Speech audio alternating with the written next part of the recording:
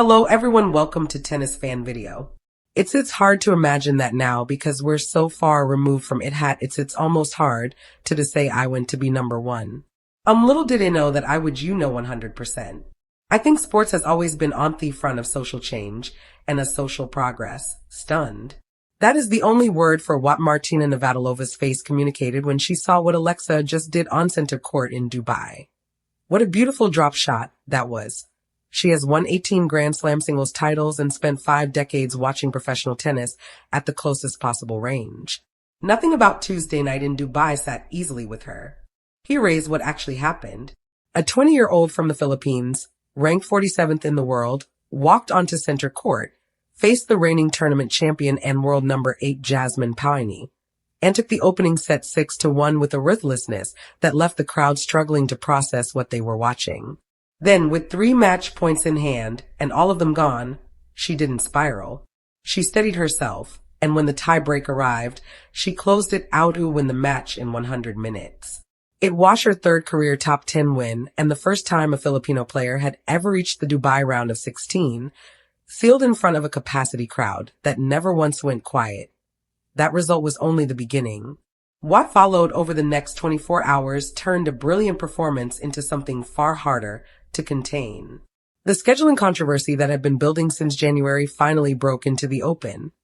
Fans revolted loudly enough to force a response, and 2 of the most decorated champions in the sport's history went on live television to demand answers about whether the WTA's own structures are failing one of its most valuable young stars. Navratilova has been watching this unfold for months. Tuesday night in Dubai pushed her past the point of quiet concern. Hit subscribe if you're new here because this goes much deeper than one match result. Here is exactly how 24 hours changed everything. Eala's first round match at Melbourne Park in 2026 was scheduled on Court 6, a mid-sized venue with nowhere near the capacity to accommodate what arrived before the first ball was struck. The queues outside stretched back through the grounds. Hundreds of Filipino fans, many of whom had traveled significant distances, never made it through the doors. Those who couldn't get in settled for big screens outside, which were also packed. Tennis journalist Jose Morgado said publicly that putting Eala on Court 6 was simply dumb. Ben Rothenberg, one of the most respected voices in the sport, said the court placement was one of his first concerns when he looked at the order of play that morning. What made the chaos more significant was what followed. In a post-match discussion on Tennis Channel, Navratilova and Lindsay Davenport, between them holders of more than 20 Grand Slam singles titles, weighed in directly. Davenport was unambiguous. Eala probably needed to be on a bigger show court. She pointed out that Ia is arguably the most famous female athlete in Philippine sporting history, and that the crowds she generates were entirely predictable to anyone paying attention. Navratilova went further, addressing tournament directors directly. The organizers need to keep more in mind where the players are from and what the actual fan base is. She said there's a massive Filipino audience in Melbourne in Australia, so keep that in mind next time you make the schedule. Those comments didn't come from fringe observers. They came from 2 of the most decorated champions the sport has ever produced, speaking on a major broadcast platform about a pattern they considered impossible to ignore. And for Eala's supporters who had been raising the scheduling issue throughout 2025 with limited mainstream acknowledgement, hearing Navratilova say it out loud felt like validation they had been waiting for. The conversation didn't die after Melbourne. It intensified.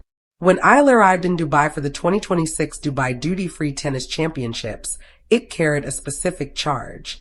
Tournament directors, under sustained pressure from fans and commentators alike, finally made a decision that acknowledged the obvious scheduling. Eala last on center court for the night session on February 17 th, the most coveted slot in the tournament's daily program. It was by any measure the right call, but it had taken months of noise to get there. The opponent waiting for Eala on center court was not a soft draw designed to showcase a rising star. Jasmine Paolini is a former Dubai champion, a 2-time Grand Slam finalist, and at the time of the match, the world number 8. She entered as the clear favorite. Most analysts expected her to manage the occasion and move through without serious trouble. Eala had other plans. The opening set was almost startling in its authority. Eala broke Paolini twice in quick succession, raced to a 5-1 lead, and served out the set in just 25 minutes. She landed 67% of first serves in that set and won 86% of those points. Numbers that are notable for any player, but particularly striking for Eala, whose serve has historically been the most scrutinized part of her game. Pauini, the reigning champion on this very court 2 years earlier, did not turn a single breakpoint opportunity in the entire opening set.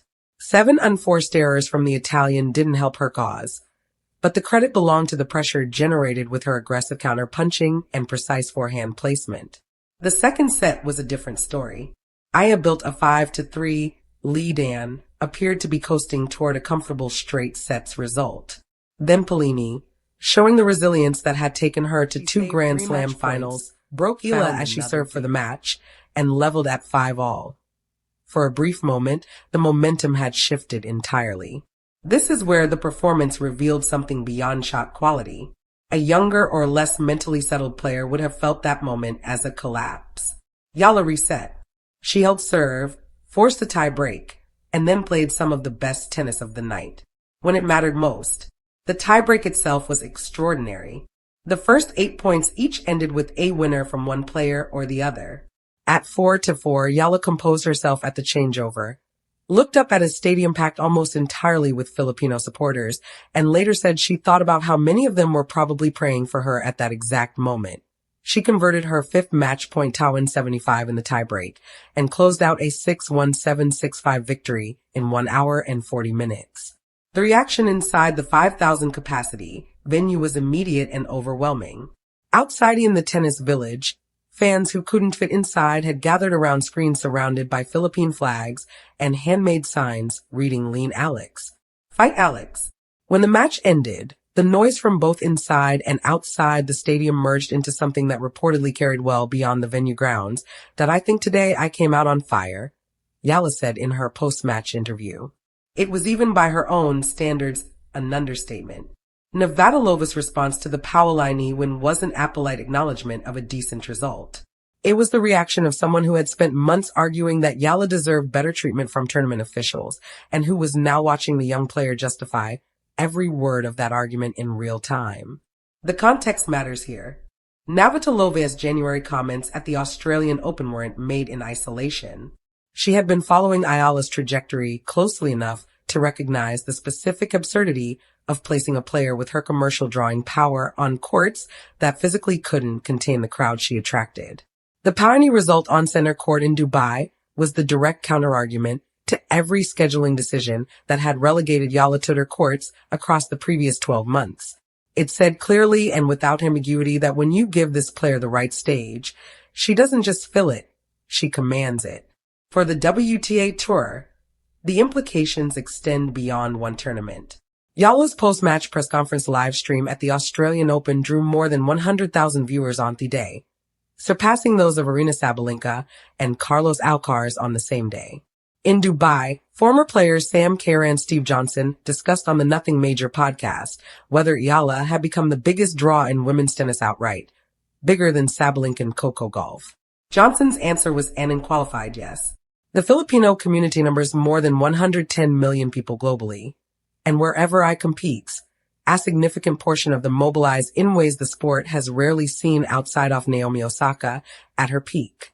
What Navratilova understood, and what the Polini result crystallized, is that the scheduling question was never really about logistics. It was about whether the establishment was prepared to treat an Asian player from a non-traditional tennis nation with the same commercial seriousness it applies to players from Europe and North America. The answer for too long appeared to be no. Dubai on February 17th was the first real sign that pressure sustained and loud enough could change that. Eala followed the Pauini win with a 75-64 victory over Syria in the 3rd round to reach the quarterfinals. Her first WTA 1000 quarterfinal in Dubai, and only the 2nd of her career. She then faced Coco Gauff, world number 4, in a match that carried its own weight-off narrative. Gauff is a 2-time Grand Slam champion, an American star accustomed to sport's biggest stages, and was coming off a match in which she had hit 16 double faults and barely survived against Elise Mertens.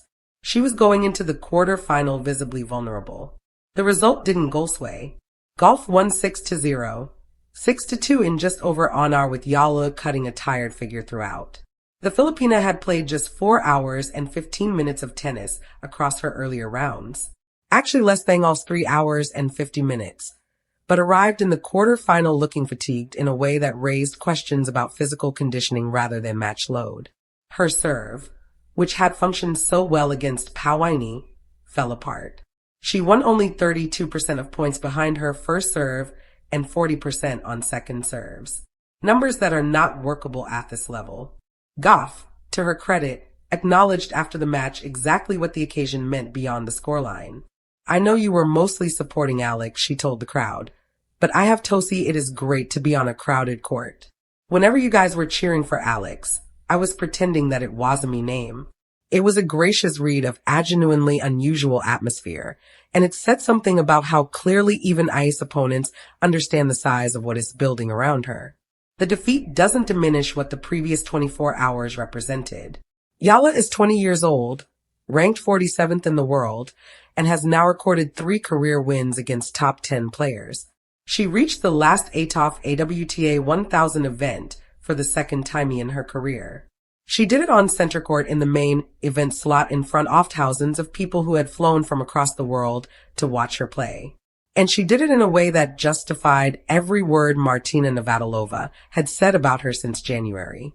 The physical conditioning concerns are real and worth addressing.